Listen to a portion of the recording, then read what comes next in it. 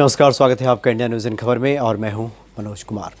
हरियाणा और महाराष्ट्र के चुनाव चरम पे हैं। हालांकि कोई चहल पहल, कोई सरगर्मी, कोई गहमा गहमी दिखाई तो नहीं देती, क्योंकि चुनाव एक तरफा जाता हुआ दिखाई दे रहा है। लेकिन फिर भी कुछ ऐसी सीटें हैं जिस पे सबकी निगाहें टिकी हुई हैं। हरियाणा का ऐसा ही एक सीट है गढ़ी सांपला किलोई। यहाँ से हरियाणा के पूर्व मुख्यमंत्री भूपेंद्र सिंह हुड्डा चुनाव मैदान में हैं और पिछले एक दशक पे एक छत्र राज है इनका इस सीट पर। पिछले एक दशक से लगातार वो बीजेपी के उम्मीदवार को हराते आ रहे हैं और इस बार भी सबकी निगाहें वहाँ पर टिकी हुई हैं कि गढ़ी सांपला किलोई से क्या नतीजा निकलकर सामने आता है।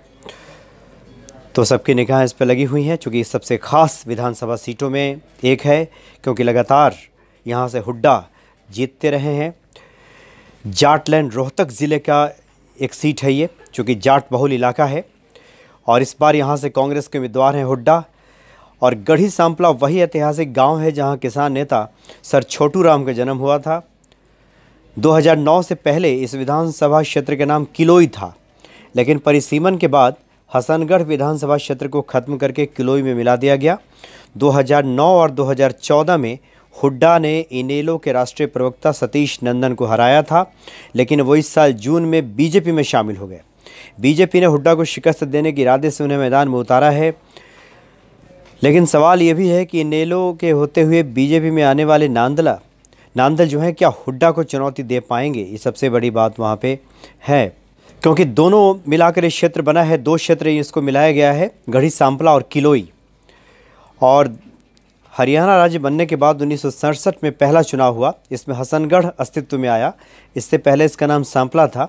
इसमें 31.40% वोट लेकर कांग्रेस के टिकट पर चौधरी छोटू राम के भतीजे श्रीचंद विधायक बने। 1968 और 72 के चुनाव में चौधरी मांडू सिंह विधायक चुने गए। 77 में जनता पार्टी के संत कुमार ने हरियाणा पार्टी से चुनाव लड़ा और फिर महंत श्रेयनाथ को हरा दिया था। तो इस तरह के यहाँ की स्थिति है।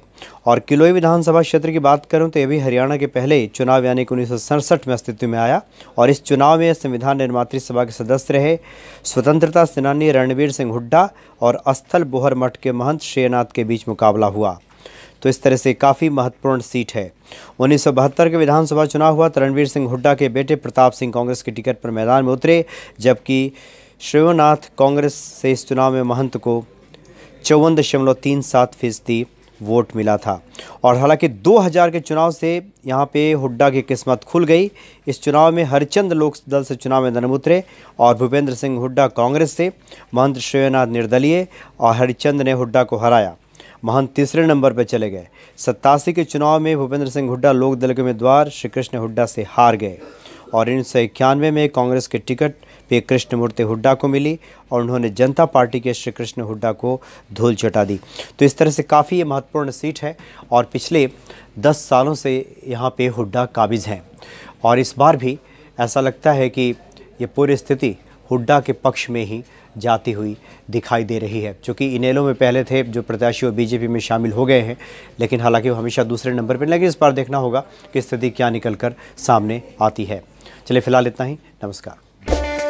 इन खबर चैनल को सब्सक्राइब करें और बेल आइकन दबाना ना भूलें।